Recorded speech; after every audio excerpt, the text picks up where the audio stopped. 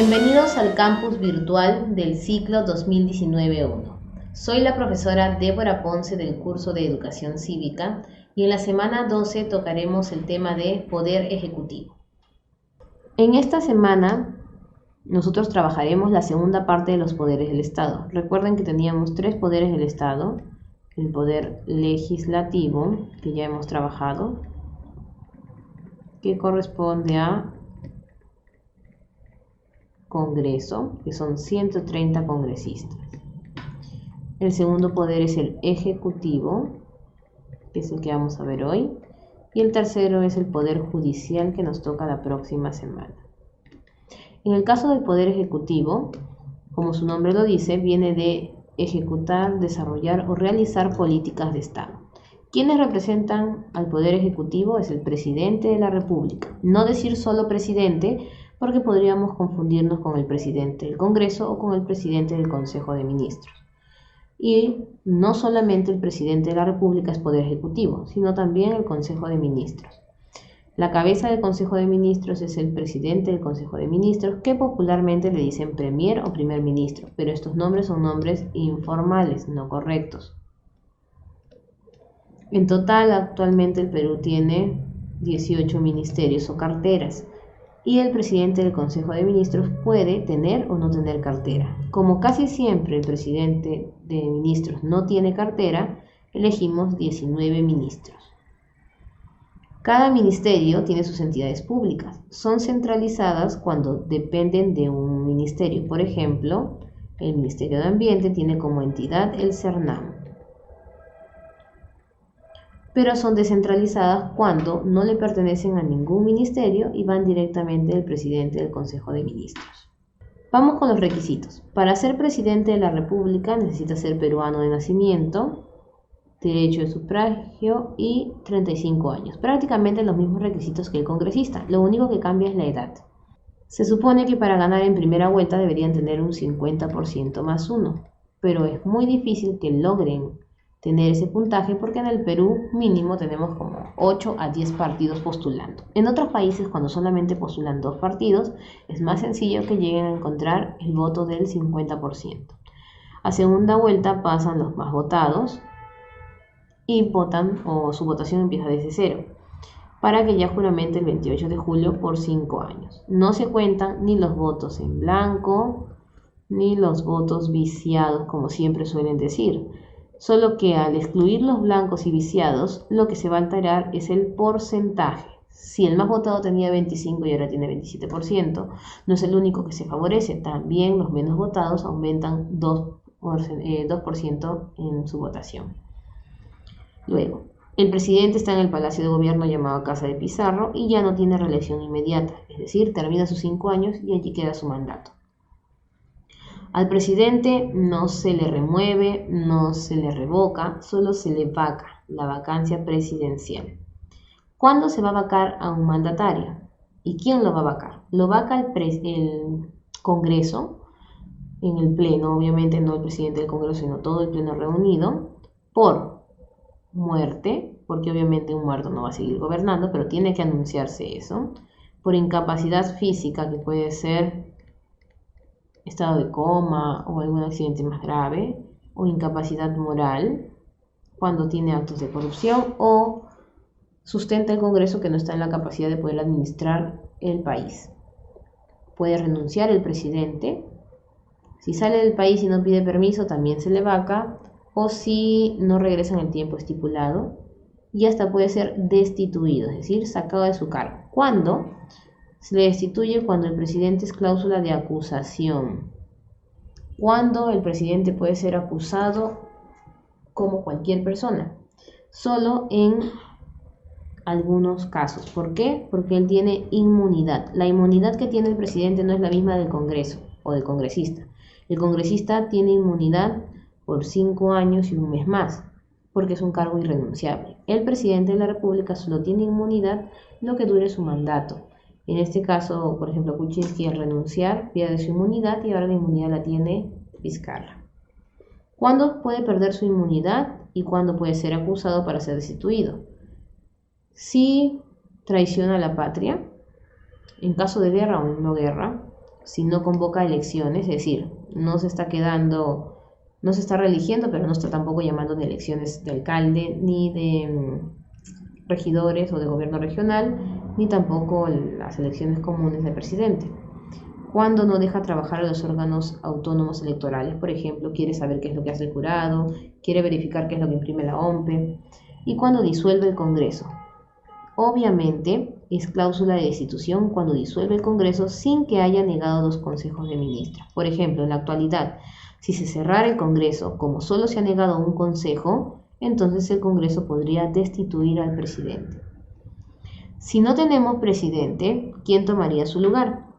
El vicepresidente 1, luego el vicepresidente 2 y por último el presidente del Congreso. El presidente del Congreso tiene la opción de en un año convocar elecciones o llamar a un presidente transitorio para que en un año convoque a elecciones. Y el presidente no solamente puede ser vacado, también puede ser suspendido por incapacidad temporal, es decir, mientras están investigando algún asunto también física o por algún proceso judicial que hayan encontrado cuando todavía no era presidente. ¿Cuáles son las funciones del presidente? El presidente tiene funciones como jefe de Estado vinculado al pueblo y como jefe de Poder Ejecutivo vinculado al gobierno en sí. Tiene que cumplir la Constitución como toda persona, representarnos ante reuniones internacionales, tratados o todo lo que lo amerite. Es la cabeza de la defensa nacional, tanto interna como externa. Cuando hablamos de interna, es su relación con la policía y externa con las Fuerzas Armadas. Y como ustedes saben, no solamente es jefe de la defensa nacional, sino además es jefe de las Fuerzas Armadas. Si hay algún problema dentro del orden interno o externo, él es el encargado de llamar a estado de emergencia para el orden interno y estado de sitio para el orden externo. Convoca las elecciones, pide la convocación del referéndum al Jurado Nacional de Elecciones, pide legislatura extraordinaria, es decir, cuando el Congreso está de receso, que se reúna como pleno a través de un decreto supremo y dirige la política exterior, firmando la paz o declarando la guerra.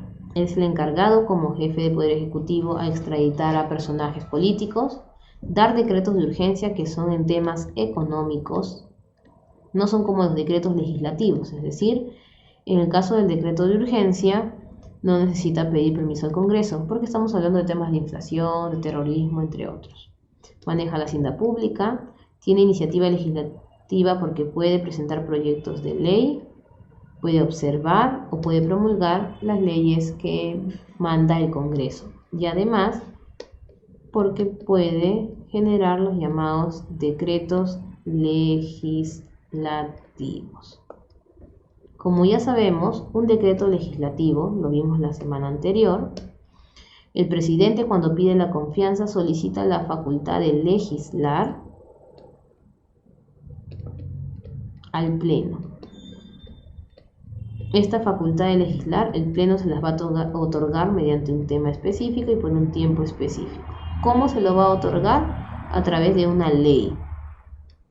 Ley del Pleno que brinda facultades para legislar al presidente o al Ejecutivo. Pero cuando el presidente ya emite sus leyes sobre los temas mencionados, no se pueden llamar leyes, se van a llamar decretos legislativos.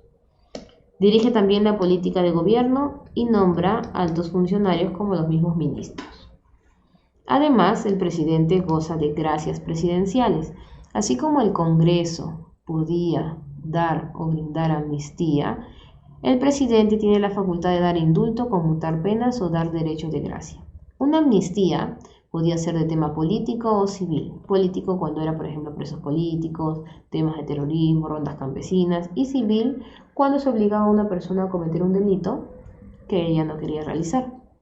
Borraba la pena y borraba la culpa, es decir, era totalmente inocente. El indulto que tiene el presidente borra la pena, pero la persona sigue siendo culpable. Existe un indulto común.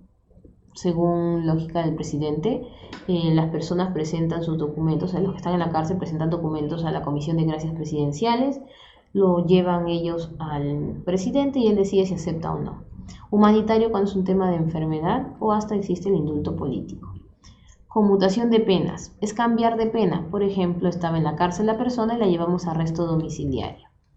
Y el derecho de gracia es perdonar procesos pendientes. Supongamos que una persona fue indultada y tenía 15 años que cumplir en la cárcel, pero tenía 2 procesos abiertos. Estos procesos abiertos podrían darle 10 años más en la cárcel. Si la indultamos de los 15 años, esta persona podría ser nuevamente condenada a 10. Para evitar que sea nuevamente llevada a la cárcel, también se le da el derecho de gracia para evitar que sea nuevamente condenada. Luego, todo lo que realice el presidente de la República tiene que ser refrendado por el Consejo de Ministros. Si no, el acto sería nulo. Ellos, como Consejo de Ministros o como ministros, se encargan de refrendar, autorizar los servicios públicos o dirigir los servicios públicos dentro de su cartera, solicitar la remoción o son también sujetos a cláusula de remoción y así pueden ser sacados de su cargo, y aprobar todo lo que el presidente emita. Recuerden algo muy importante, no existe un ministro interino, es decir, si es censurado un ministro o el presidente lo remueve, ingresa el viceministro o colocan al primer ministro, premier o presidente del Consejo de Ministros a cargo de dicha cartera. El presidente del Consejo de Ministros es el portavoz autorizado del Poder Ejecutivo. Cada vez que el Ejecutivo va al Congreso, quien habla es el presidente del Consejo de Ministros. Así el presidente esté de viaje, no puede hablar los vicepresidentes, solo habla el presidente del Consejo de Ministros. ¿Y qué hace el vicepresidente? El vicepresidente puede ser que tenga un cargo auxiliar. Por ejemplo, en el caso de Vizcarra lo veíamos trabajando en el consulado. O también puede estar haciendo el cargo de congresista, porque la ley dice que cuando uno postula para presidente no puede postular otro cargo, pero si postula para vicepresidente puede postular también para congresista. Por ejemplo, el caso de Mercedes Arauz. Ella es segunda vicepresidenta y postuló también para congresista. Además, la ley dice que el congresista puede ser a su vez ministro y ella pudo ser presidenta del Consejo de Ministros. Un miembro de las Fuerzas Armadas sí puede ser ministro, casi siempre es el de Defensa, y el de la Policía, el ministro del Interior. Ellos se reúnen en este consejo, quien preside el consejo es el presidente del Consejo de Ministros, pero si llega el presidente de la República, preside él. Los vicepresidentes solo pueden acompañar, tienen voz, pero no tienen voto. A continuación vamos a resolver algunas preguntas que nos van a permitir recordar las funciones del presidente de la República y del Consejo de Ministros. Primera pregunta. El presidente de la República, ante la grave situación encontrada en su visita a Tumbes como consecuencia de las intensas lluvias ocasionadas por el fenómeno del Niño, dispuso a la Fuerza Aérea que se active de inmediato un puente aéreo para trasladar a los damnificados. ¿Esta medida es factible de ser ejecutada de inmediato como lo ordenó el presidente? Sí, dado que si no se realiza la gente afectada moriría. No, debido a que necesita la aprobación del Congreso. No, porque la orden debe ser dada por el ministro de Defensa. Sí, porque es una atribución del presidente como jefe de gobierno. No, porque no realizó las coordinaciones con el gobernador regional. El tema del fenómeno del Niño es un desastre natural abocado entonces al orden interno. Si la situación se sale de control, podrían hasta declarar estado de emergencia. Como es un tema de defensa nacional, pareciese que el encargado es el ministro de Defensa, pero por ley la cabeza de la defensa nacional y de los ministerios en general vendría a ser el presidente. Entonces él puede tomar esa decisión sin necesidad de consultar con el ministro ni con el Congreso, porque es una atribución como jefe de gobierno. La inmunidad del presidente de la República evita que el jefe de Estado sea reiteradamente disturbado durante el ejercicio de sus funciones. Por eso, solo puede ser acusado y procesado congresal y judicialmente por 4 razones. Determina el valor de verdad de los siguientes enunciados relativos a esta prerrogativa. 1. Ninguna autoridad puede proceder contra él en razón de su investidura, y esto es verdadero, porque si no estaríamos sin presidente o un presidente suspendido por cualquier motivo. Queda sin efecto si el presidente comete traición a la patria. Por supuesto, porque sabemos que él pierde su inmunidad por traición a la patria, por no convocar elecciones, por destituir el Congreso fuera de ley o por no dejar trabajar a los organismos electorales. ¿Es igual que la que gozan los congresistas? No. porque la inmunidad de los congresistas dura más tiempo y es sujeta para cualquier cláusula, y la única persona que le levanta la inmunidad es el presidente del Congreso, a pedido del Pleno. Desaparece si el Congreso suspende, inhabilita o vaca al presidente. Esto es verdadero, porque solo dura mientras esté gobernando, debido a que el cargo sí se puede suspender, puede ser vacado, puede ser inhabilitado, destituido o hasta puede renunciar. Nos quedamos con la letra C. 3. La dirección y la gestión de los servicios públicos están confiadas al Consejo de Ministros y a cada ministro en los asuntos que competen a la cartera a su cargo. Sobre esta entidad del Estado, identifique los enunciados correctos. 1. El presidente de la República preside el Consejo de Ministros si está presente, y esto es verdadero. Recuerden que el presidente del Consejo de Ministros solo preside si el presidente no está, y los vicepresidentes solo pueden escuchar, pero no tienen voto. Los miembros de las Fuerzas Armadas no pueden ser ministros, eso es falso, debido a que casi siempre el ministro de Defensa es un miembro de las Fuerzas Armadas. Los ministros no pueden ejercer otra función pública excepto la legislativa, y esto es verdadero. Por eso que la mayoría de congresistas ha sido o puede ser llamado también ministro. Ante la renuncia de un ministro se designa uno interino, falso, porque sabemos nosotros que existen viceministros o en todo caso el primer ministro se encarga de dicha cartera. Letra A. 4. Tenemos aquí algunos ministerios. Como sabemos nosotros, los ministerios son conformados por entidades públicas que pueden ser descentralizadas o centralizadas, y estas a su vez pueden ser reguladoras, especializadas o ejecutoras. Existen diversos ministerios. Tenemos el de Justicia, que tiene que ver con el tema de los derechos humanos, no es lo mismo que el Poder Judicial, y lo relacionamos con el programa penitenciario. El de Economía lo relacionaríamos con tributos, porque tiene que ver con la parte económica. Producción siempre confunde, no solamente es la parte de industria o manufacturera, sino también es pesca. Y en este caso iría con servicio de calidad.